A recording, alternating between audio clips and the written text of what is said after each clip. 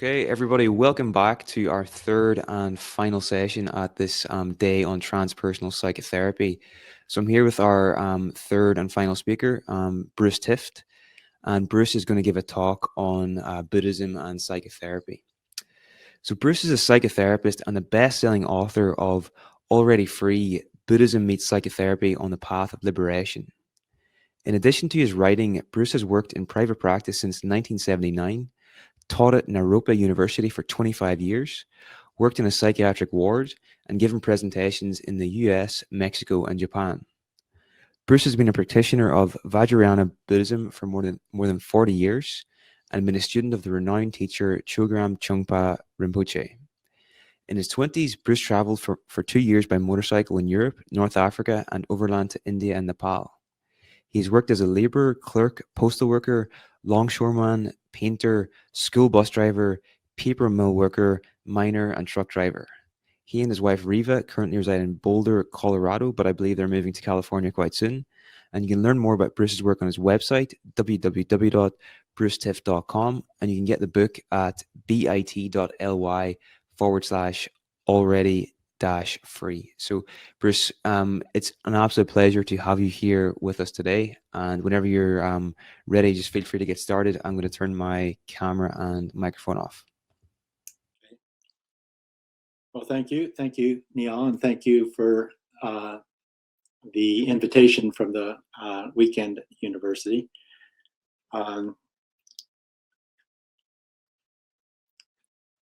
The engagement of Buddhism with Western psychotherapy has been gaining a lot of momentum, especially the last 20 years or so, and it's a pretty large, complicated sort of issue. Instead of trying to hit a number of issues quickly, I thought it might be more interesting to focus on relationship, because all of us come out of relationships, most of us have had or are in relationships, and their relationships are not easy. So I thought I would talk a little bit about the engagement of Buddhism with psychotherapy, but then move on to the approach that makes sense to me as far as working in intimate relationships. Maybe to say the obvious, but there are a lot of different types of Buddhism, as there are a lot of different approaches to psychotherapy. My Western training has mostly been in family systems therapy, although I've had a fair amount of experience with at least being exposed to an analytic view, never my favorite. Also, I've done a lot of body-based therapy and a variety of other things. And my Buddhist training and practice has been in Vajrayana Buddhism, as Neil mentioned, which is, in this case, it's Tibetan Buddhism. And there are a lot of different types of Buddhism as well. But I'm hoping that those of you listening, taking part in this, will just use what might be of interest, check it out, and not worry about what doesn't make sense to you. I don't think there's one way to address the complexity of our human experiencing. So a couple of things that I would say that psychotherapy and Buddhism do have in common is that they are both efforts to relieve unnecessary suffering and confusion and to try to improve our experience.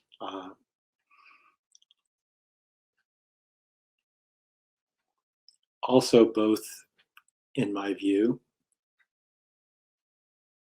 work basically by bringing our identification with patterns of experience that almost by definition are out of date because they are patterns, into engagement with an investigation of what is actually most true in each moment of our experiencing.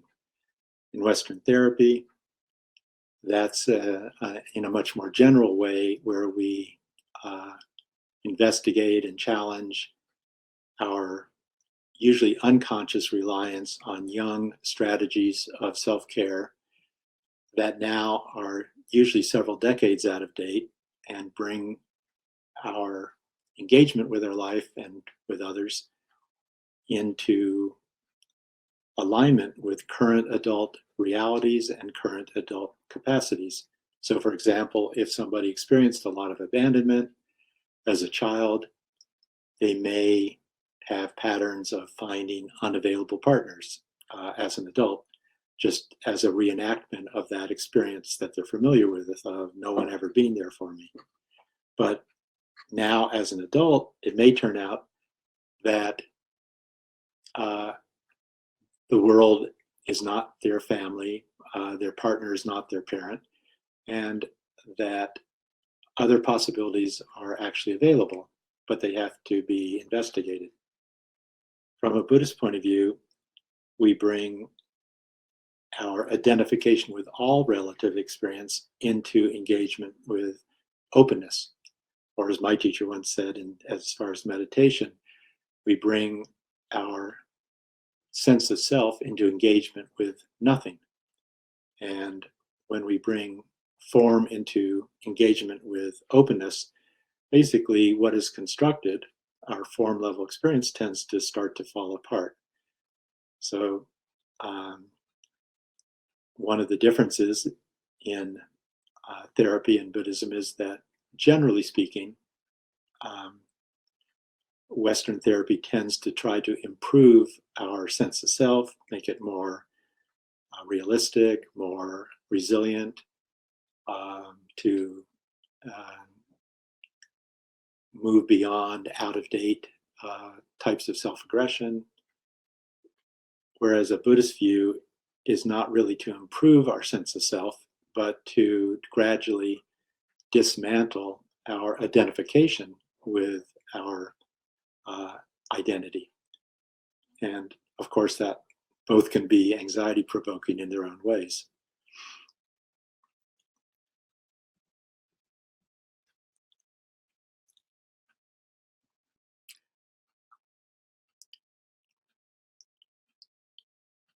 There's a lot more we could talk about, but I don't want to get too abstract at that level. So I thought I would just go ahead and first of all talk about a view, a Buddhist view, that all of our relative experiencing is in fact relational, and then talk a little bit about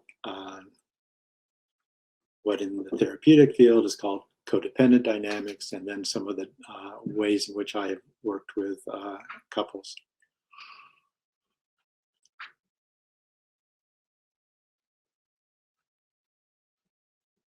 One of the differences from a Buddhist point of view is the assertion that all of our experiencing is continually being co-created, that none of our experience, or even our sense of self as an experiencer, has its own objective continuing existence. Whereas in the West, for at least probably 2,500 years, certainly starting with Plato, we've had a sense that ourselves and our objects of experience have some sort of essential nature to them. I think one of the long-term consequences of the Western view is that certainly in the last 100 or so years, that sense that we are all somehow objectively existing selves has given rise to a very subtle but profound sense of disconnection, that we're all separate somehow in our nature. And probably when cultural and life circumstances balance that out, it wasn't so much of an issue, but certainly, let's say from the Newtonian paradigm, of reality onward, I think Western culture has increasingly been having to deal with a sense of deep alienation. And so, of course, if we start with that subtle but strong sense of disconnection or alienation, it makes sense to a lot of people that the antidote to that, the relief from that, will come from more connection. And so I'll return to that when we're talking more about the relationship dynamics. But a Buddhist view is that it's not exactly what we are experiencing, which is very important. It's better to be healthy than ill, have enough money rather than poor, and so on. But how we relate to what we're experiencing is even more important. And certainly from a Vajrayana point of view, the assertion is that awareness, just open awareness, is what is most fundamental in our experiencing. It's probably impossible to define open awareness. It's just open. But some language that is used is to say that it's not a constructed experience. It's always present. It's what is most intimate in our experiencing. There's nothing beneath that. It's basically just like a mirror that reflects what is arising without any bias, no attachment, no agenda for any outcome. So from a Buddhist point of view, we can hold contradictory experience without having to take sides. That sense of wholeness is not quite right as far as awareness, but we could say it's sort of an approximation that when we might happen to be consciously participating in open awareness, there's no sense actually of anything missing. There's no sense of deficit. When we are identified with our experience and choose sides, take a position, then almost by definition, any position is not inclusive. And so there's always going to be some sense that something is missing, that something is not being accounted for. So from that point of view, from a Buddhist point of view, we're never going to find a sense of completeness or equanimity or unconditional peace at the level of the content of our experiencing. And instead, that is available with conscious participation in open awareness. And that's another way of talking about what sometimes could be referred to as unconditional freedom, conscious participation in open awareness. Easier said than done. And to be realistic, when somebody takes on some awareness practices, what's probably most likely is that at some point we might start having just very short moments, just even a second or two, of having that sense of consciously participating in just openness that has no definition to it, no position. But it's possible with practice that those moments might become more frequent. And if that arises, there may be some rather profound influences. For one, we start to be able to have our experience rather than be our experience. If all we have is the content of our experience, then of course we're going to jump from one content to the other, and potentially that creates a lot of confusion and exhaustion over time.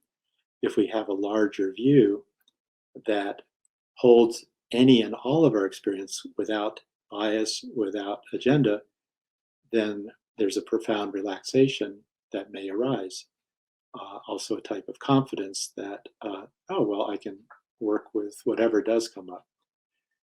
A lot of traditions, including early Buddhism, to the best of my understanding, see relationship, for example, as an obstacle to be overcome in order to have a more peaceful life. a Vajrayana view, which historically engaged classic Buddhism with Indian Tantra, has the view that any and all of our experience is completely valid. It's all we have to work with, our immediate experience. We're only living in the present moment ever. And there are a variety of skillful means that have evolved to make use of all of our emotional and conceptual experiencing without exception. So from that point of view, we could imagine that our first work might be to gradually loosen our unexamined identification with what we're experiencing. Like if I feel happy, I might actually have this idea that I am happy. But it might be more accurate to think, well, it's a sunny day out. That doesn't mean anything about me. And our emotions aren't actually in our control, maybe for moments, but not really. So why would I take something that's not in my control as if it's about my worth as a person or the viability of my life? So from that point of view, our first work is to loosen our identification with our experiencing.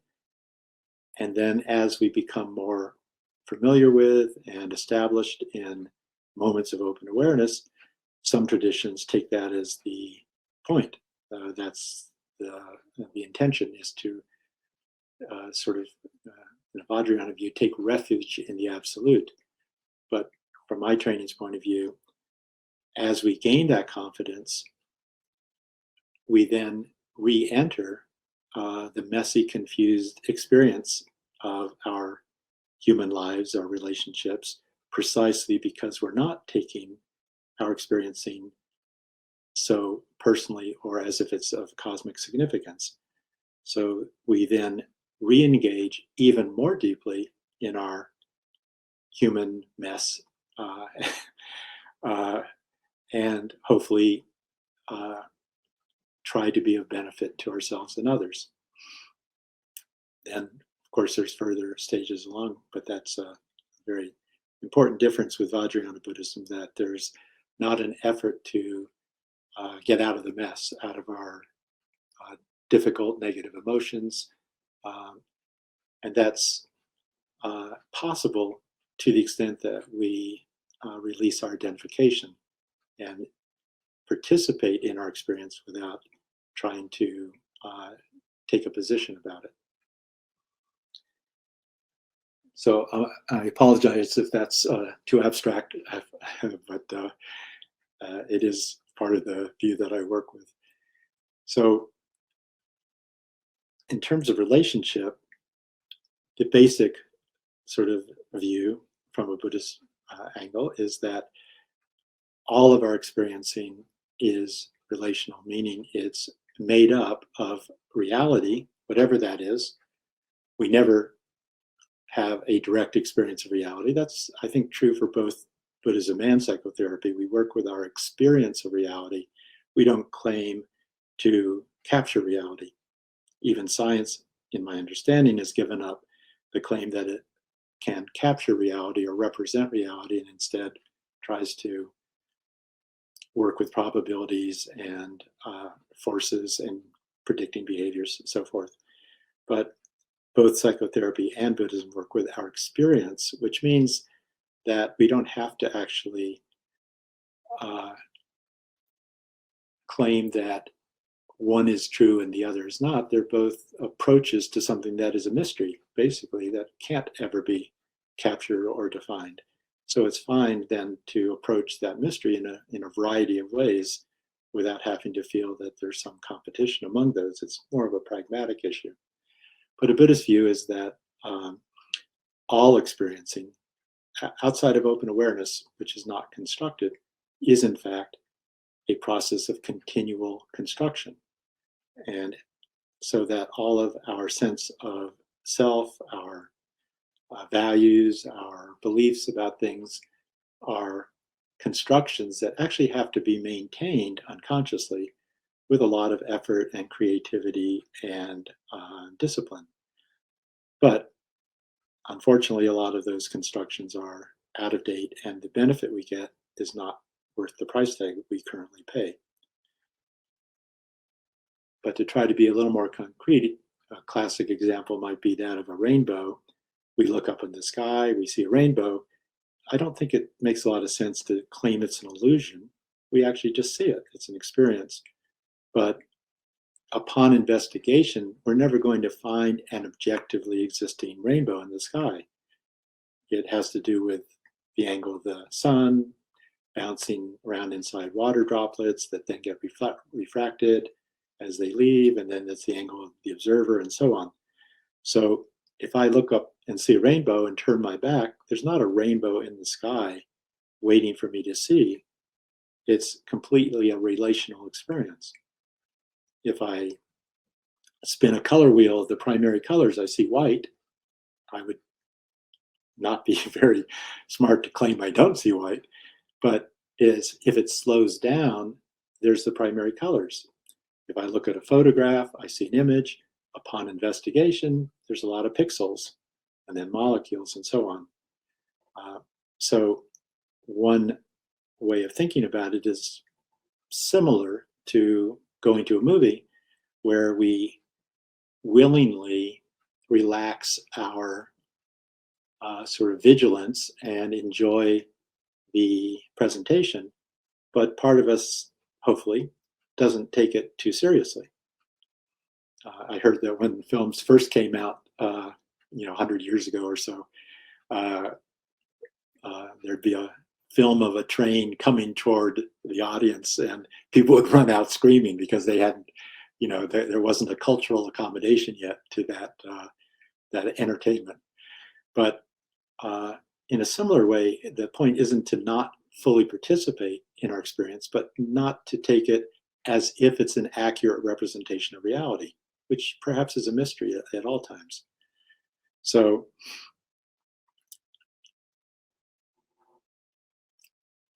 what we're left with, if we investigate that view and find it to be of interest and maybe accuracy, is that we never are going to have any solid ground to stand on. From a Buddhist point of view, it's said that all of our experience arises between reference points, or for those of you into Tibetan Buddhism, that's sometimes referred to as bardo, the experience between reference points. And we don't like that because there's no ground to stand on. There's no resolution. There's nothing that I can use as a confirmation of my existence if there's nothing solid in my experiencing. So it seems to me that most of us have a very powerful tendency to want to create a position, to resolve, to come up with a formula. That's not wrong, but if we take those formulas as if they're reality, we will create unnecessary suffering and confusion for ourselves and others. So it seems to me that one of the most important ways in which we experience this simultaneity of factors giving rise to experience is with our sense of self and other, because there's always a sense of self, an appearance of self, and anything that's not self is sort of other, whether it's internal or external, and that's with us all at all times. But again, it's very disturbing actually to actually see clearly that there's no way to ever pin down a self. There's no objectively existing other, that our experiencing is always happening somewhere in between, and it's always indeterminate, it's always open, groundless. So it seems to me that, especially in the realm of relationship, that most of us will unconsciously, probably from a very young age, make an effort to create a position. If we want to do so,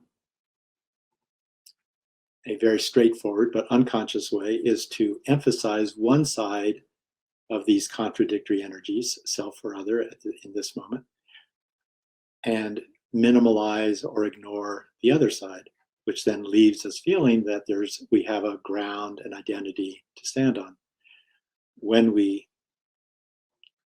focus on self and minimalize other, that gives rise, in my view, to a sense of being fundamentally separate in our lives. When we emphasize other and minimalize our sense of self, that gives rise to a sense of connection as our basic sort of way of engaging. And another way of saying that, in many cultures, gender issues are sensitive nowadays, but many cultures refer to the truth of our separateness as masculine energy and the truth of our connection as feminine energy, and both are always there. You can't have one or the other.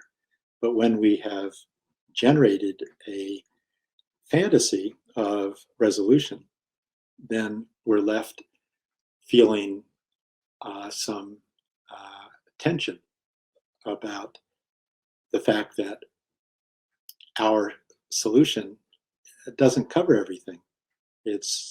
We intuitively know that there's something that we're trying to ignore or push away. So most of us come into the experience of relationship, especially as adults, in my experience, out of balance, either being more identified with feeling like I need to be separate, confident, competent, self-sufficient, in control, like that, or we come into our adulthood feeling, oh, well, actually, the correct way of being is to be empathic and supportive. I value connection. I want the sense of giving and receiving love. I want to be empathic, so forth. But because each of these positions is incomplete, mysteriously or not, we have a strong tendency to find partners who will specialize in exactly the part of ourselves that we have disowned or are not comfortable with. So in my practice, I'd say at least 9 out of 10 of all couples come into therapy with a sort of what's often called codependent type of dynamic, where one person appears to be the location of wanting more space. They don't want to feel demanded on. They'll take care of themselves, and so on. And the other partner often will have a sense of wanting more connection, wanting to have emotional engagement, discuss feelings, spend time together, things like that. Because each person is somewhat unconsciously identified with their position, not realizing that it's incomplete. The initial experience for many couples, honeymoon stage, first 6 months, 2 years, is seems like we found our missing half. And so there's a lot of sense of relief and appreciation for the sane aspects of the other person's style, because we don't have access to that ourselves so much. But with some time and with an inevitable increase in vulnerability and engagement, most couples end up bringing the aggressive, critical, judgmental, disowning relationship they have with half of who they are to the partner who they've hired to be exactly that way. So somebody who is organized around separateness more might find a partner who specializes in connection, which is great because you're not going to have much of a relationship if you just have two people who are separate, just more like buddies. And they'll appreciate their sensitivity and engagement and everything. But after a couple of years, they start complaining about their neediness and the fact that they won't take care of themselves and so on. And the person who is incompletely identified as just wanting connection will initially appreciate the other's stability and competence and so on, not getting carried away by emotions. But after a while, it's like, geez, you're just not available. We're in a relationship. I need somebody to talk with. I need to know how you're feeling. You just disappear. So that's a lot of. I don't know about in English culture, but around here, that's a lot of the couple work that couples, after some time, unfortunately, actually project the disowned aspects of each individual onto themselves, onto their partner and the relationship. And just as they feel divided against themselves and adversarial with themselves, over time, unfortunately, start feeling adversarial with their partner, not realizing they've hired that person to be exactly that style, so that they don't have to take ownership of that themselves.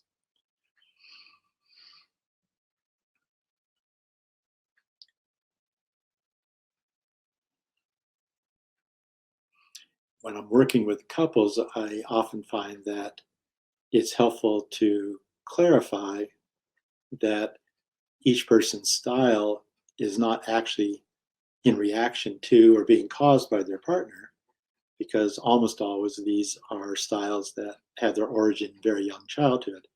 And that's an arena that is especially covered by psychotherapy. Buddhism has almost nothing to say about the impact of our young experience on our current adult experiencing. So I find it very helpful to investigate people's experience in their families of origin. And of course, there are a lot of complex factors, but Western therapy tends to focus mostly with parents or family, increasingly with gender and class, race things, but traditionally mostly with family.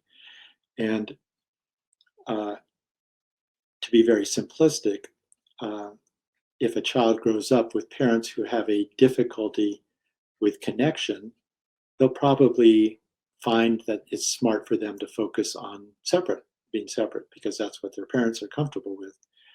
The parents might feel anxious if there's too much connection. They might have their own histories of sort of toxic, invasive parent or abuse. They might just be busy and sort of don't want to be bothered parenting. But that child will often find that it's smart for them to learn to not present as having any of their own needs. That the more they can do their own laundry at 4 years old and not be a bother and be independent and not make demands, they get more love and approval.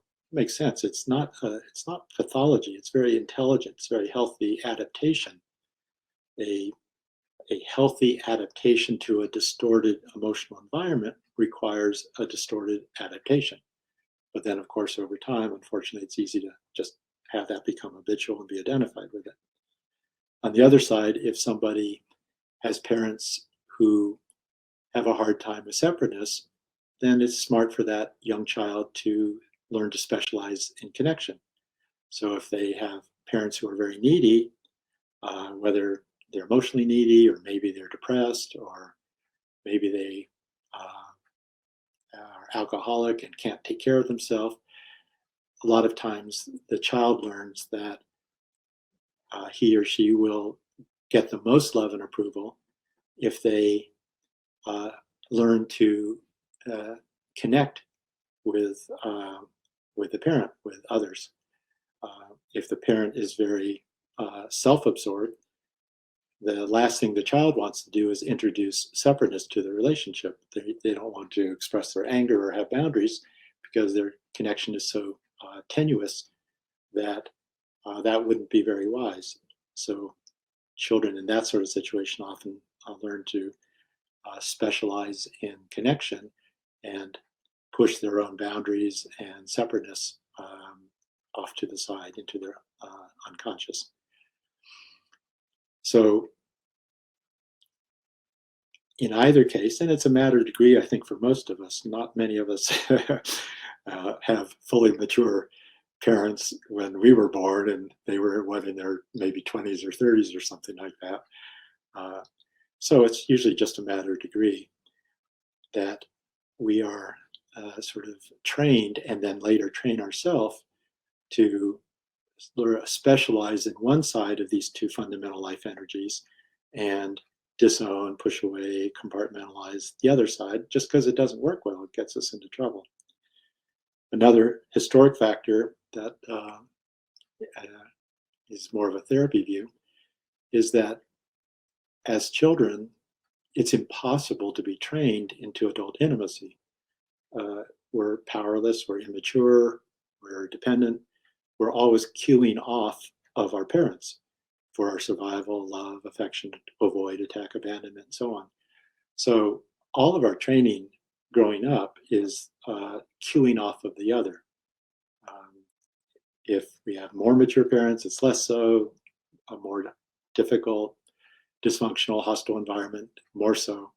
But nobody comes into adulthood, in my view, having been trained in adult intimacy.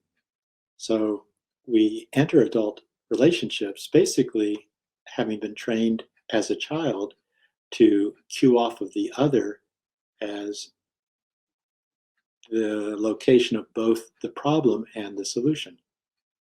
And we meet a partner who similarly is still relating to intimate experience from the position, the training as a child. So we get together maybe in our 20s, 30s with a partner, not consciously, but as two children, looking for often the unconditionally loving parent that we never really had enough of. And so for quite a while, maybe all of one's life for the majority of people, we still relate to our partners unconsciously as if they're the location of our problems and therefore should be the location of the solution to those problems. Some people, often not until their 30s or 40s, have enough life experience, enough confidence, maybe they've been introduced to certain views that they take on the very difficult work of learning how to cultivate adult intimacy.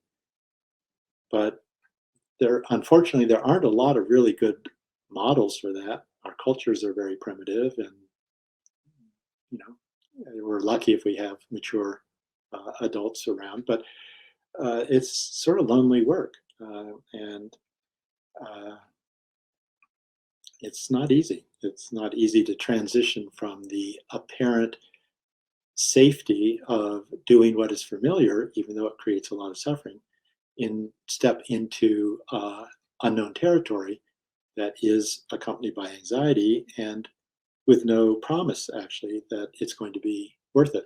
So it's sort of a tentative investigation for a lot of us about what does it mean to move into healthy adult intimacy.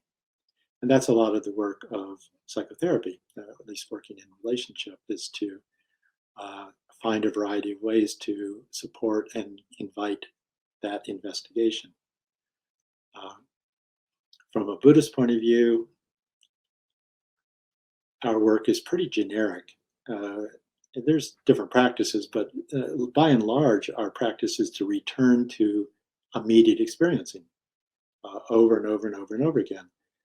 Immediate, embodied, non-interpretive experiencing, and discover in the present moment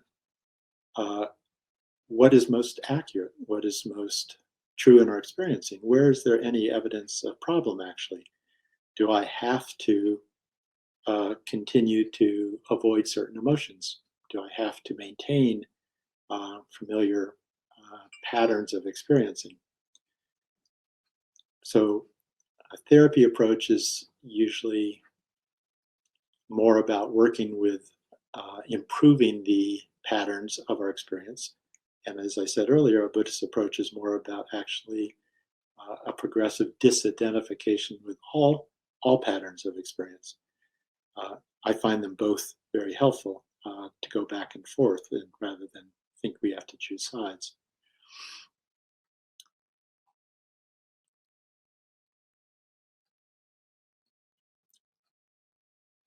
So to return to the sort of the discussion about the codependent dynamics, again, Buddhism doesn't really work on that as a specific issue. It's more about just returning to immediacy and inviting more openness, more presence, and see what's actually true. But it's very difficult to challenge the momentum of our conditioned history. It's possible, this is especially from a Buddhist point of view, it's possible to challenge our identification with our conditioned history because actually every moment is fresh. Every moment, and this moment, this moment, this moment, we've never been here before. We don't really know what's going to happen. It's open. And because it's open, we have choice about how we relate with our conditioned history. We don't really have a lot of choice in the moment about what that conditioned history appears to be, but we do have choice in challenging our identification with it. From a Western point of view, the basic work in codependent dynamics is to challenge our unbalanced, inaccurate identification with one or the other side of these two fundamental life energies. And so the work is basically to recover experiential ownership of exactly what I very intelligently had to disown as a child.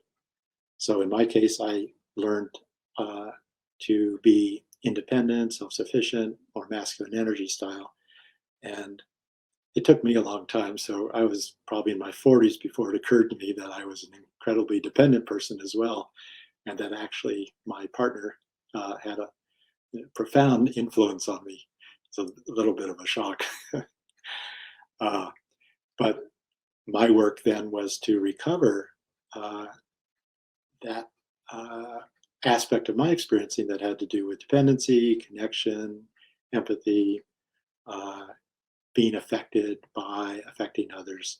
And it's not easy work, but it's for me anyway. It was freed up a lot of energy, left me feeling more embodied, less fantasies of being divided against oneself, which is one of the price tags of that young developmental process. And similarly, if somebody has more of a conscious identification of connection, classically in Western therapy, their work would be to recover healthy aggressive energy, their separateness, boundaries, having their voice, being willing to have constructive conflict, things like that. So when I'm working with individuals as a couple or on their own, and working with this process of recovering experiential ownership of a wider range of our emotional experience, sometimes I'll just invite them to say out loud just so they can see what it feels like, see what their possible resistance might be to certain emotions. For somebody like myself, I might say, oh, how would it be just to say out loud, perhaps secretly, I'm an incredible, weak, and needy, dependent person. My secret fantasy is just to be taken care of the rest of my life. Well, I wouldn't like that initially. No, that's not who I want to be. But part of me says, oh maybe. And if somebody believes that they're only about connection and warmth and generosity, I might suggest, oh, you could try saying out loud, maybe secretly, I'm an incredibly selfish, angry, and sensitive person. It's all about me. Everybody else can take care of themselves. And of course, initially, somebody might say, well, that's horrible. That's a bad way to be. I never want to be that way. But it might turn out that that's not a choice, actually. We all have the full range of our human emotions. And if those aspects of our emotional life are there, the only real question is how we relate to them. And again, sort of a Buddhist view is we either relate to our full range of experience with unconscious, aggressive energy, trying to push it away, deny it, or with conscious and kind energy. And it turns out, I think, just for practical reasons, that it works better to have a conscious and kind participation in ownership of a wider and wider range of our actual experience rather than try to deny, disown, push away our actual experience, which is already there because we're humans. As I just mentioned earlier, one of the price tags of our young, very intelligent efforts to only present what will be approved of and accepted by our parents is that we end up sacrificing, let's say, to be simplistic, half of who we are to purchase love and approval, to avoid attack and abandonment. That's very intelligent. But once we are an adult, that's a big price tag now that we're continuing to pay. And maybe our emotional survival is no longer at stake. So it's possible that our sense of being divided, being a problematic person, feeling that there's something fundamentally wrong with us, perpetuating issues of guilt or shame, are all maintained by our refusal to regain conscious ownership of very difficult, vulnerable feelings that we've spent decades, actually, of our lives organized around trying to avoid. And paradoxically, ironically, when we try to avoid a certain difficult emotion, we end up putting it at the very center of our emotional life. So for me, if I would organize my young life around wanting to never feel weak and needy and dependent, that actually is what ended up right at the center of things. And so when we have organized our life in that way, we end up with this feeling that intuitively there's something in my experience of myself that is wrong. It's not workable. It's I don't want anybody to see it. I don't even want to see it myself. And that unfortunately can persist all of somebody's life unless there's an active investigation of that. And that active investigation turns out to be counter-instinctual, meaning that I don't think anybody wants to voluntarily take themselves into exactly those feelings that were threats to one's emotional survival, certainly, as a child. It goes against not only our conditioned history from our families of origin, it often goes against gender issues. It even goes against, I believe, our evolutionary biology, where we're organized at the level of our nervous system to want to pull in what is positive and avoid or get rid of what's negative. So this is not easy work. It goes against our very basic survival instincts, and therefore, I believe, requires an attitude of discipline. So it may be unfortunate or not, but I think that the practices that carry the most potential for transformative change actually tend to be counter-instinctual and require an attitude, a willingness to discipline ourselves and voluntarily take ourselves over and over and over and over again into exactly those feelings that we have related to unconsciously as if they would threaten our survival. It's not easy work. But we could also understand from that view, it's a larger discussion, but just to mention it, that we can understand neurosis itself as the effort to avoid actual disturbance, vulnerability. Carl Jung had a quote that neurosis is always the substitute for legitimate suffering. I would say actually in experiential intensity or vulnerability, because it's not just negative, but same point, that neurosis can be understood basically as an avoidance strategy. So if we would like less neurosis, unfortunately or not, our work is to voluntarily take ourselves into exactly those feelings that we have been avoiding and see for ourselves, where's the harm? Is it killing me to feel weak and needy or selfish and angry? Where's the damage? Where's any evidence about my worth as a person if I stay out of any interpretations? That's why a Buddhist approach of just staying embodied at the sensation level is a very powerful practice, if it makes sense to somebody, because our conditioned history is largely carried by our interpretations. Our sensations are just happening in the present, are basically neutral, always in transition, very alive. They don't carry any meaning at that level. In a similar way, then, we can understand the possibility that sanity itself could be understood as a counter-instinctual practice. Sanity isn't an achievement. There's no achievement to our human lives. There's no resolution to our human lives. It's just continual participation in the process that we are, that life is.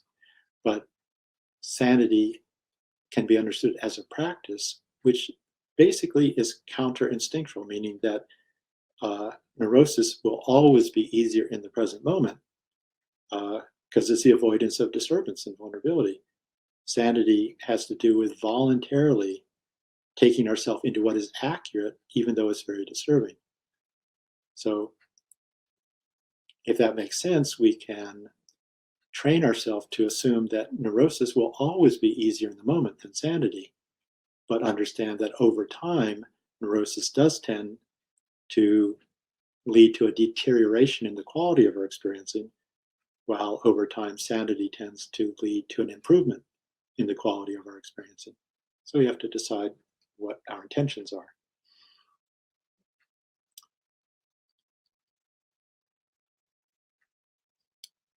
So this, not surprisingly, time is going quickly. So I'll just try to move on and talk a little bit about more practical level working with couples. Western therapy tends to just see relationship as relationship. A Buddhist view is always about path, and a Vajrayana view is always using the reference of freedom or open awareness as the reference point for that direction that we move in. So from a Buddhist point of view, we can actually understand intimate relationship as path, meaning that we're using the provocation, the disturbance of intimacy as giving us exactly what we have to work on to progress along a path of increasing wakefulness. That's how I prefer to see it, rather than just looking for a comfortable, safe sort of fantasy of relationship. So one way of talking about that is familiar in terms of transpersonal language. Ken Wilber's 3 stages. This is just translated to relationship. We could just say that there's the pre-personal, personal, interpersonal, and non-personal stages of working in intimacy. The pre-personal is where most people begin, maybe in their 30s or 40s, where we're still seeing our partner as parent unconsciously, claiming that they are the cause, which then lets us off of the hook, meaning, if they're the cause of my difficult feelings, like,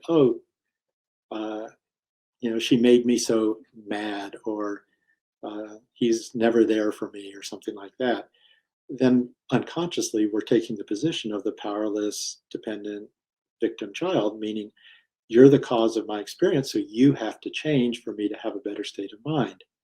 And that's not a very dignified or powerful or effective way to move forward in one's life, but it's very familiar and comfortable. So many people do it. The antidote to that is personal responsibility. And that's similar, for those of you familiar with Buddhism, it's sort of a Theravada Hinayana type of foundational practice where we take complete personal responsibility for working with our experience, however it gets into one's own emotional system. Of course, people are always going to be influencing us, impacting us, but once we have it, it's ours to work with. Just for practical reasons, I don't want to pretend to give away my power. So at that pre-personal level, most couples are very invested in this mutual projection process where they're each claiming that the other person is the problem, and if only they would change, then everything could move on.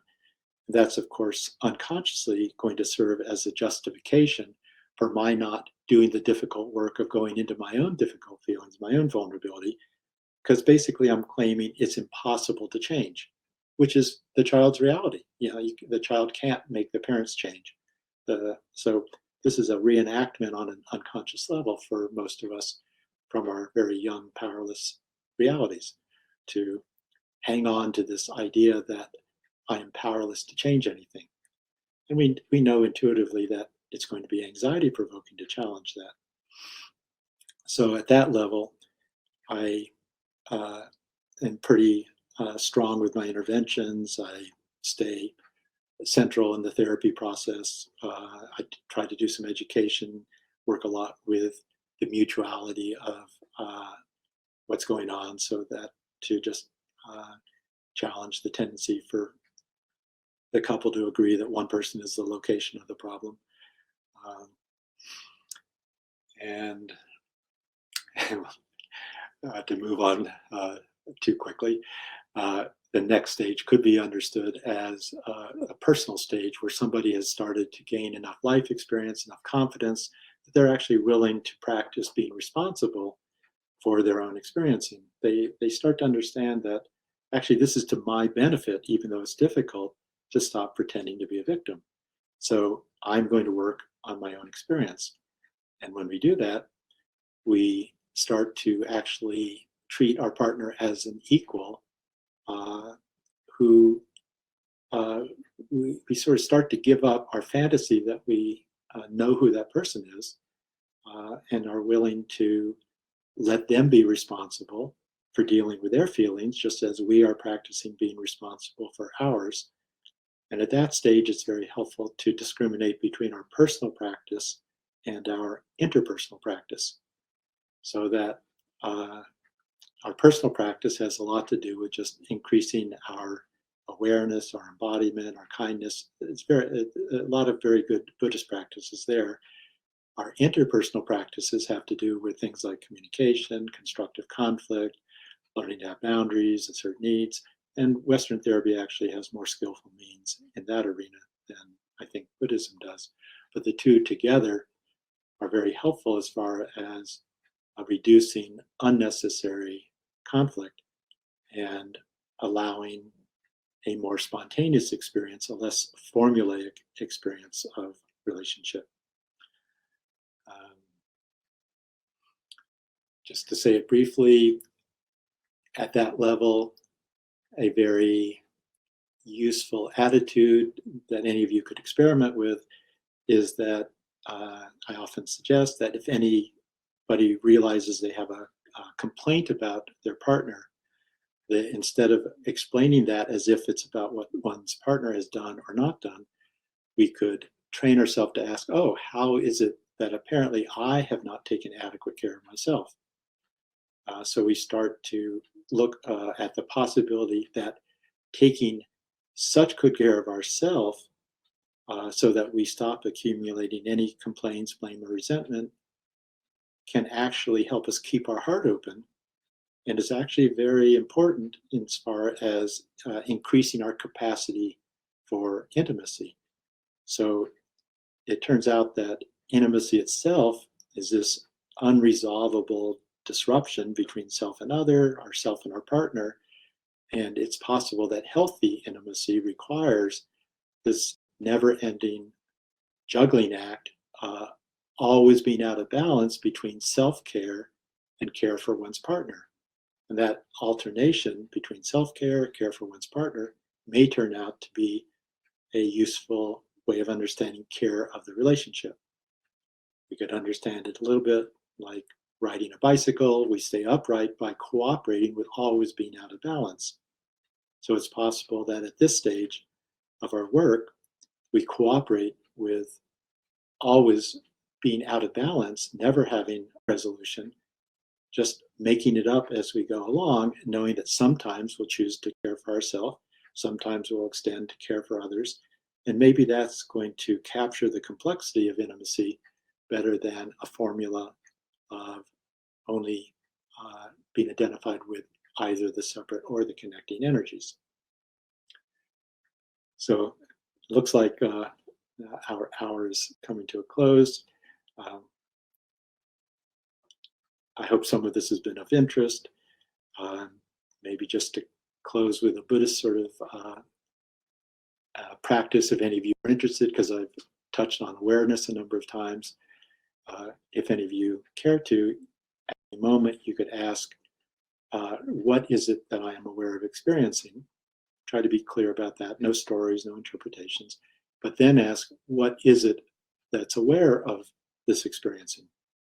And that's not to be captured. It can't be captured or understood intellectually. We have to just open to that, maybe just a flash of open awareness, because our awareness is always present. Our awareness is what is aware.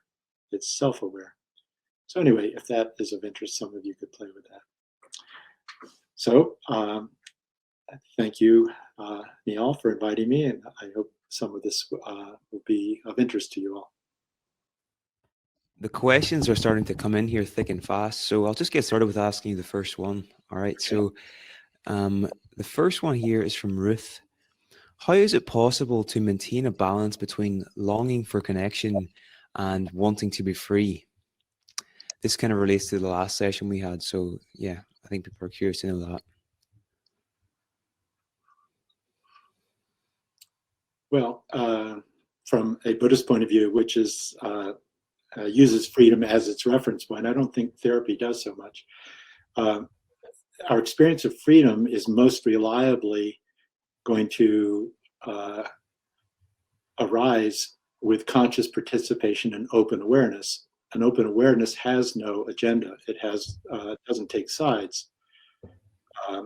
So as we might be able to cultivate more participation and open awareness, we experience freedom regardless of whether there's neurosis, whether there are whatever profound limitations we're dealing with. But as a path issue, a path is basically bringing all of our constructed experience into engagement with openness. And it matters, you know, there's some path work that supports more awareness.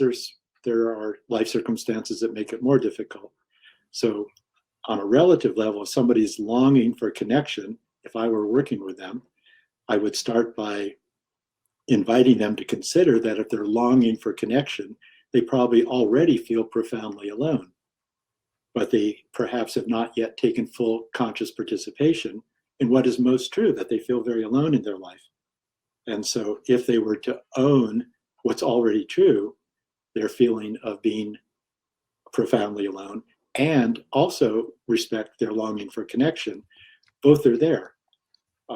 And there's, at a relative level, there's different approximations of openness. And one of those is to hold contradictory experience simultaneously with no fantasy of resolution. And so if somebody can hold the fact that they feel actually very separate and also connected, or want connection also, and tolerate not choosing sides, they've begun at least a process of inviting approximations of openness or freedom. That's really interesting. So you're saying that to sort of resolve that situation, I don't know if resolve is the right word, but to work with a situation, you first have to fully own your feelings of loneliness or your feelings of aloneness. And how does someone actually do that? Do they just go into the feeling like in meditation and just sit with it? Like, how do you actually recommend that people do that? Well, there's a lot of approaches. My approach, because my fundamental orientation is Buddhist, is like the first foundation of mindfulness is mindfulness of the body. It's very basic. So I invite people to ask themselves anytime that they're in a familiar drama, like I'm yearning for more connection, or gosh, give me some space, whatever, if it's familiar, to ask, oh, I wonder what I might be experiencing right this moment that I'm trying to escape from, but not to be answered intellectually, just as a reminder to bring attention back to sensation level experience. Absolutely no interpretation, no commentary, no story, and see what's there. And we're not going to find any problem at the level of sensation, which again is not the same as freedom, but when we start dissolving our fantasy that we are a problem or that we have problems, we start to have a more relaxed attention, which just makes it more fertile ground from which to explore open awareness or freedom. That's really interesting. So the question you ask is, what might I be experiencing in this moment that I'm trying to escape from? And then you try and sit with the feeling sort of somatically in the body. That's my bias, yeah. I think it's a good approach. So we've got one here from Amy. It's maybe similar to the question from Ruth, but Amy asks, how are Buddhist practices compatible with wanting to strengthen intimate relationships? She's aware that Buddhist mindfulness practices can emphasize the ideal of non-attachment, but relationships are all about forming attachment, which inevitably prevents us from seeing these entirely as they are, or seeing things entirely as they are. And being biased towards those we love surely is not a bad thing. Now, she did put a caveat at the end that she was just sort of playing devil's advocate here, and that she does really like these ideas. So, yeah, what are your thoughts there? Well, as I mentioned briefly a while ago, some forms of Buddhism do see relationship as an obstacle to a path of waking up. Vajrayana does not. Vajrayana welcomes any experience at any moment as being the only thing we have to work with. There's awareness, but then whatever is there. So it doesn't really matter if I'm claiming to feel attached or if I'm claiming to want a path of no attachment. It doesn't really matter. I can pretend to take either on as an identity drama.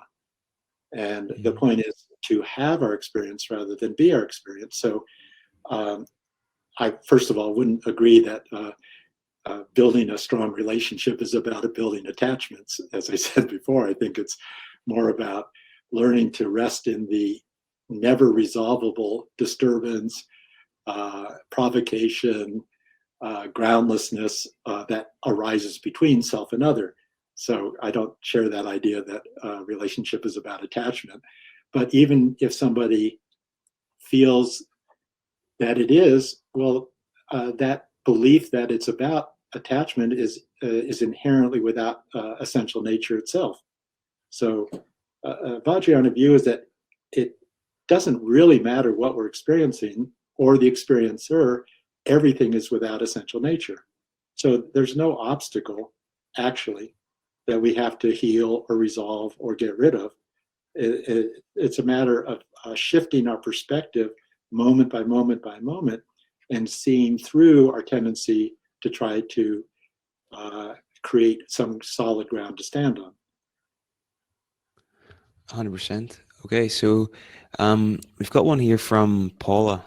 Older couples in particular sometimes re-experience increased dependency needs. Do you have any comments on this here?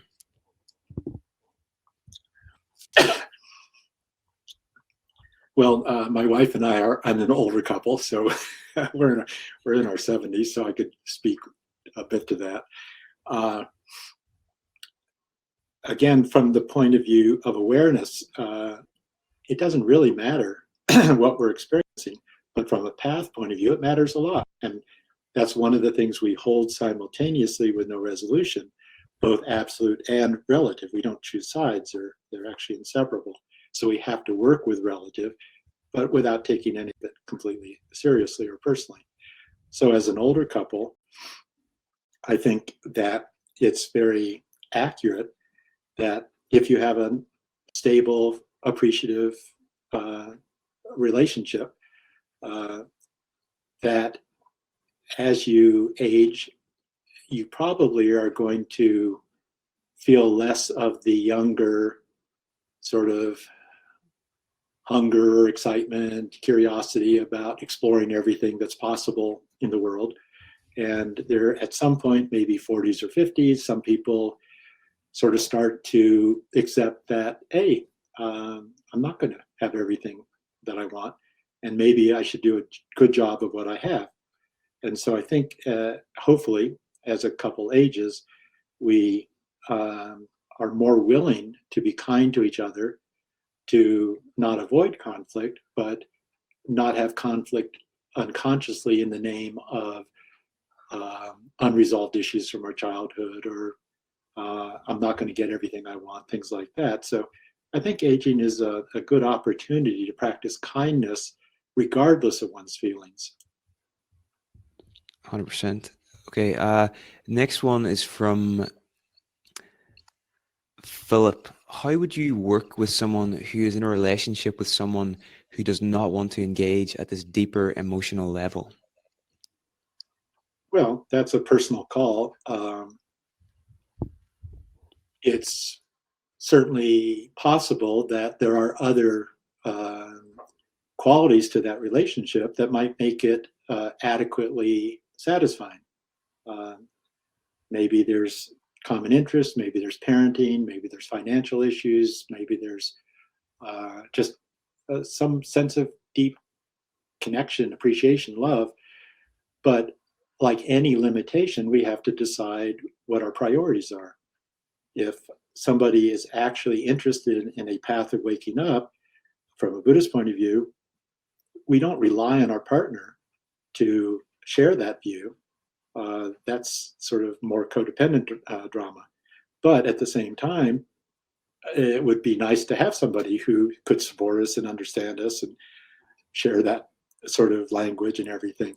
So we just have to decide, I'd say as an experiment at least, our work could be, if we have a serious question about the viability of the relationship, to give ourselves 6 months or a year or something, during which time we take such good care of ourselves that we have no complaints about our partner, and then make our decision about the viability of the relationship from that ground of confidence and appreciation, rather than make a decision from some ground of deficit or what's lacking or a problem. Really interesting. So before trying to resolve the relationship issues, you first give yourself so much self-care that you're coming from a position of real strength and love and care for the other person, and then you bring it and see if these issues are still there then. Is that right? I think that's a practical way to go. Yeah.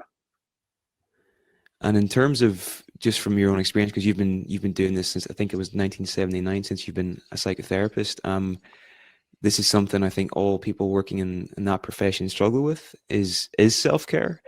In your life, have you any sort of, is this something that you've struggled with, and have you any sort of ways that you counteract or you provide self-care for yourself? Well, coming from more of that sort of separateness point of view, I'd say self-care has probably been a stronger point growing up, whereas care for the others has been something I've had to work more on. So, but from a deeper point of view, if we're in a relationship, caring for our relationship is another aspect of self-care. So it's not really accurate that self-care is the opposite of care for one's partner. We have to learn that they're inseparable. So I'd say that over time, I've just gotten better at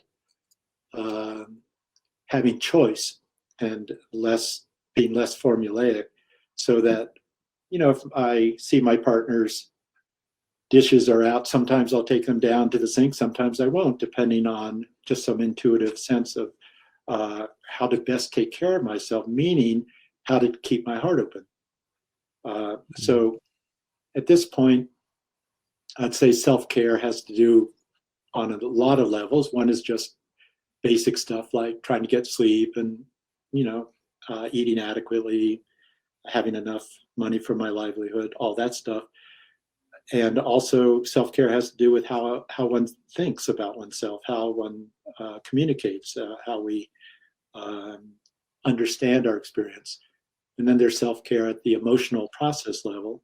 But what has been most profound for me is what we might call self-care. It's not really, at the level of conscious participation and open awareness. Because if somebody has the experience of living in freedom, there's actually, that's not an issue anymore, really, self-care. There's no sense of deficit. It's not like, oh, I'm missing something I have to fill up, and I have to do something before I feel okay. So, but that's easier to figure out than experienced. Something you said in the talk really jumped out at me. It was just one sentence. It was like 5 words. It was like, open awareness has no agenda. And I think there is so much in that statement. Could you maybe expand a bit upon that, Bruce? I think that would be interesting. Well, a classic analogy that I mentioned is like that of the mirror. You have the mirror and you hold up something in front of it. The mirror has no agenda. It will reflect what's ugly, what's beautiful, whatever we call that. It's not a great metaphor because a mirror is dead, whereas our aliveness is very alive, our awareness. But openness, sort of by definition, doesn't take sides, because as soon as you take sides, something is excluded. So as soon as you have a position, you're in a fundamentally paranoid position where you have to defend against anything that doesn't fit your preferred identity or formula. So open awareness is just open intelligence. It's basic intelligence. It's available. It's sort of going to welcome anything without exception. 100%. Okay. So we've got one here from Charles Gordon Graham. Charles asks, he says, "Thank you very much for your talk. It's a topic of great interest to me. With the focus on intimate relationship as a path, I'm reminded of the work of John Welwood. Also, I'm thinking of the book The Lost Art of Compassion by Lorne Ladner, who is a therapist and practitioner in the Tibetan Buddhist approach. Do you have any comments on them and their approaches?" I don't know the second person, John Welwood. I know his work a little bit. He actually also comes from a Vajrayana point of view, I believe. But I haven't studied his work, so I would just say that what I've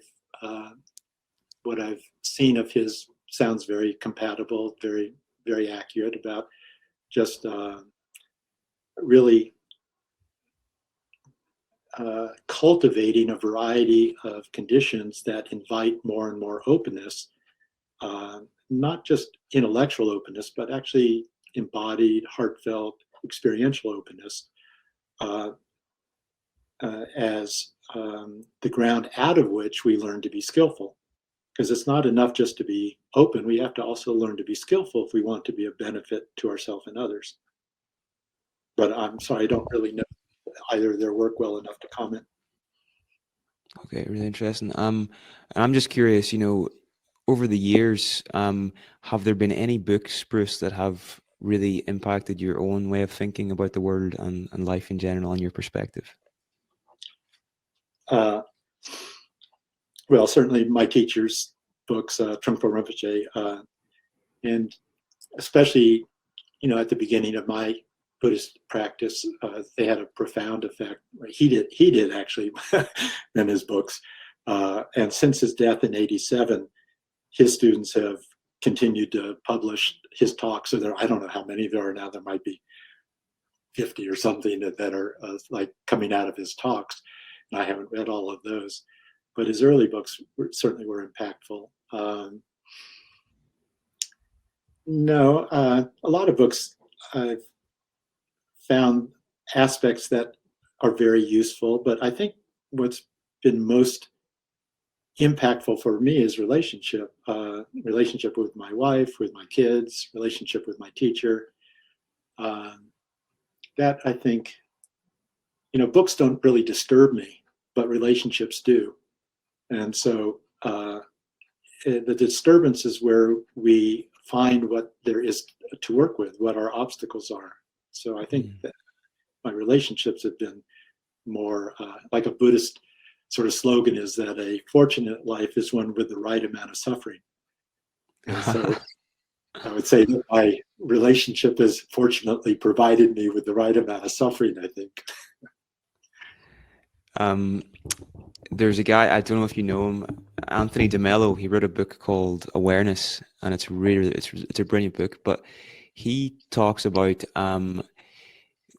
once you start getting into this way of thinking, it's almost like becoming addicted to awareness. And he says what you'll actually find yourself doing is you will seek out people that disturb you and trouble you, because you want to sort of see how, because you realize that you are the one that's creating these negative feelings inside yourself. And the more you can kind of become aware of that, you can sort of free yourself from it and not sort of get pulled into the back and forth, you know. I just thought it was really interesting, like your perspective as well, is that these relationships and these conflicts are actually the things that have the potential to help you grow most as a person and maybe heal your internal wounds, you know, if you bring the right perspective to them.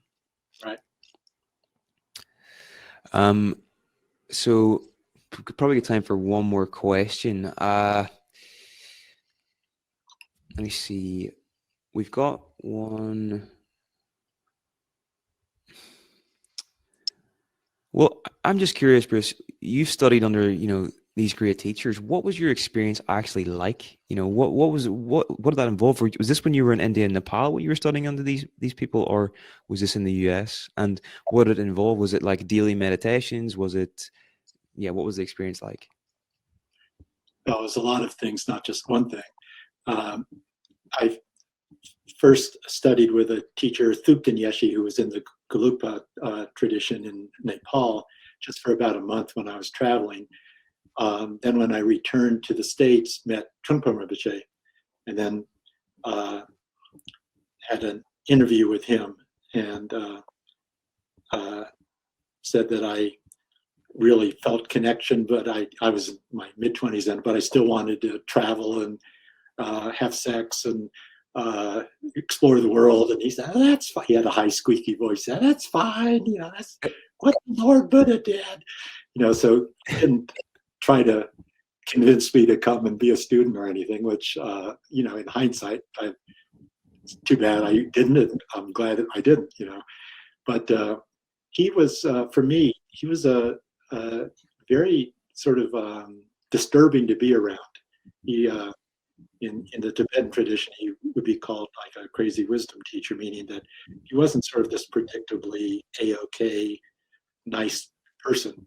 And he slept with students, he drank a lot, he was very unpredictable. I never had a sense that any of his students could manipulate him into, you know, becoming a favorite or liking them or anything. So he was very disturbing to be around.